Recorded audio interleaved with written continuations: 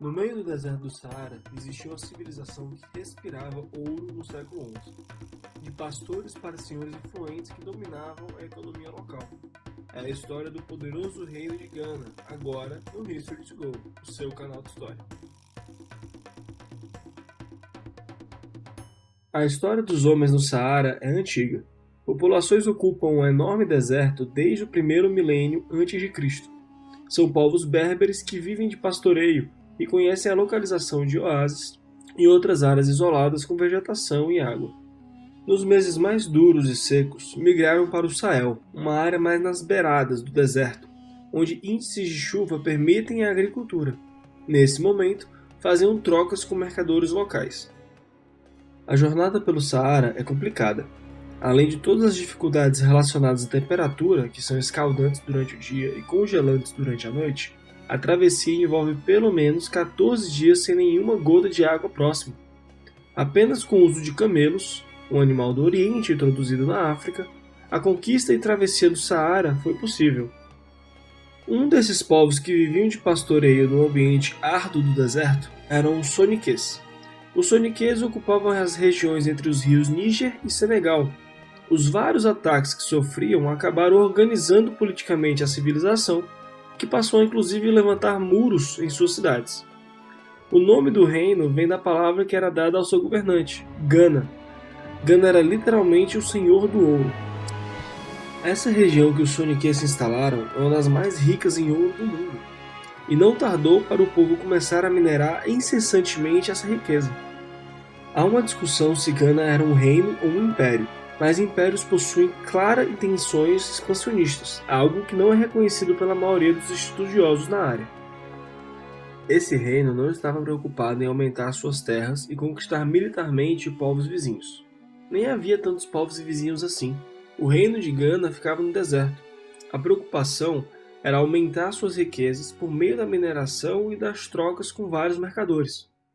Pois aqui estão os principais entrepostos comerciais entre o norte da África, a região chamada de Mangrebe, em que as populações tendem a ter um perfil mais árabe e islâmico, e o sul da África, onde as populações são negras e de religiões mais antigas. Desde o século VIII, mercadores oriundos de cantos distantes do Oriente Médio e da Ásia utilizam desses entrepostos comerciais em suas longas rotas, tanto para vender e comprar objetos, como uma parada estratégica na exaustiva jornada que era a travessia do Saara. Pois além do ouro que os mercadores traziam, o reino de Gana também era conhecido por outros produtos difíceis de transportar, como escravos e sal. Os escravos, em sua maioria, eram obtidos por meio de guerras e serviam para fortalecer o exército na mão de obra ou em haréns. A escravidão na África era bem diferente da escravidão na América, e lá eles podiam ocupar cargos no exército e no funcionalismo público. O sal era obtido em enormes depósitos que existiam no deserto, outro produto que tinha seu valor. Escavações na região indicam as transações comerciais que envolviam conchas, pedras preciosas, cavalos, tâmaras e até porcelana chinesa. De longe, durante 400 anos, o reino de Gana foi o mais próspero da África e um dos mais ricos do mundo inteiro. Al-Bakri, um geógrafo espanhol, escreveu no século XI que o rei de Gana tinha total poder sobre todo o ouro que entrava e saía, garantindo que o metal precioso não perdesse o seu valor.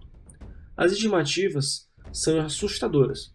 Números variam de 2 até 9 toneladas de ouro por ano que saíam do reino de Gana e eram espalhadas pela Ásia e Oriente Médio por meio de trocas comerciais.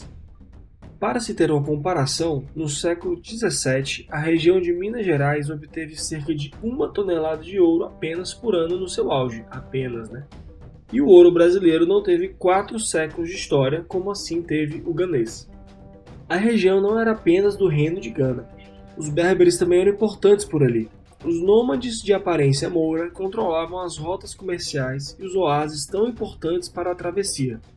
Também comercializavam sal, que podia ter seu valor superior ao do ouro, tanto por sua importância na conservação dos alimentos, como na dieta dos povos desérticos, para auxiliar na retenção de água. A linhagem mais poderosa de berberes nessa época eram os Azenegues. Eles dominavam todo o Saara montados em cavalos ou camelos e protegendo o rosto dos ventos e da areia com o tradicional véu árabe, o litan. Apesar de tudo, a convivência entre o reino de Gana e os berberes era pacífica. Seu interesse mútuo era garantir que as rotas comerciais continuassem funcionando. E havia diferenças gritantes entre os dois poderes locais, claro. O reino de Gana era negro e não havia se convertido ao islamismo, continuando suas crenças mais antigas. Os berberes eram mouros, um povo mais próximo do árabe, e eram convertidos ao islamismo. O século XI é o auge do reino de Gana. Disputas internas fazem Aldagoste, uma cidade rival, enfraquecer e ser dominada. Quob Saleh, a capital, é o maior poder do Saara junto com os berberes. Os mais de 20 mil habitantes da capital convivem com artesãos e mercadores oriundos do mundo inteiro, enquanto tambores anunciam que o rei corta a cidade, sendo levado por servos e adornado com pesadas joias de ouro. A queda do reino de Gana tem ligação com a Jihad, a Guerra Santa Islâmica. Ayyan ibn Ibrahim, um poderoso senhor berbere, viajou até Meca em 1035 e percebeu que o seu povo não era islâmico tanto quanto ele desejava. Ele, então, levou um sábio, Abdallah ibn Yassin, para que o costume do seu povo fosse, então, ajustado.